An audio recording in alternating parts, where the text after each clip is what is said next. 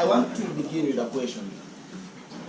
How many of us know this thing called sustainability development goals?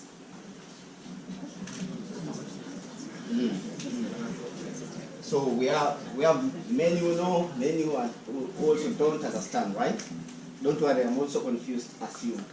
So sustainability development goals are goals set by the UN so that countries can achieve, including no poverty, no hunger, quality education.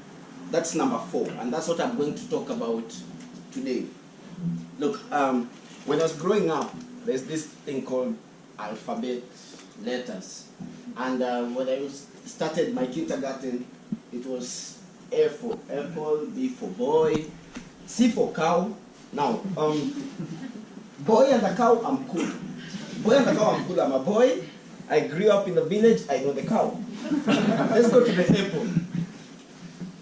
Apple in Kenya, the place I grew up in the village, you only see it once a year, and with some really brown, black dots showing how far it has traveled.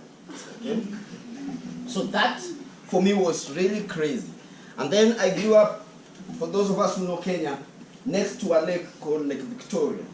Now this lake, ladies and gentlemen, it has been there for years, right? But it took someone from Britain to come and discover it and call it Victoria. So I was wondering, what were my ancestors doing? That brings me to the quality education. Ladies and gentlemen, we are at a point where education has moved from industrial revolution age to information age, to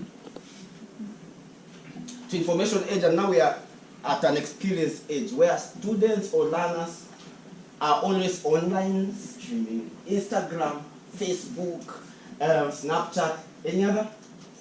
Twitter, WeChat, and many more, right? And that's why I believe our education system should also move with that speed. And that's why I today become an advocate of virtual reality or augmented reality in our education system.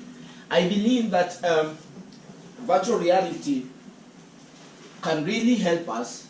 Sorry, this technology thing. So virtual reality can really help us understand things that we couldn't understand. Can you imagine if during my time in kindergarten I could have used virtual reality to see an apple farm in Deutschland or an apple farm where it is all over the world? Can you imagine someone here who learns about Egypt and has never been in Egypt, but through the virtual reality can move to Egypt? Now that is history. Let's go to biology. Blood circulation system. You're told, oh, white blood cells fights, blah, blah, blah. You don't even understand, right? If you don't read, you don't understand. What if we can have this video with the virtual reality showing us red blood cells, white blood cells, the component of our blood vein from what is in the blood, how blood cells, white and red, works.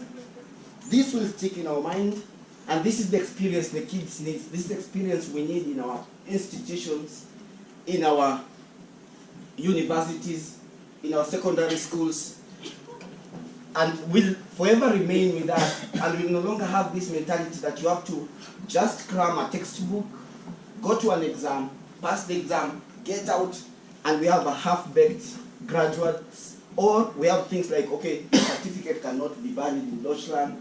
I believe virtual reality can really help us have a quality and inclusive education all over the world, and we might be able to attain the goal number 4 of sustainable development goals of the United Nations.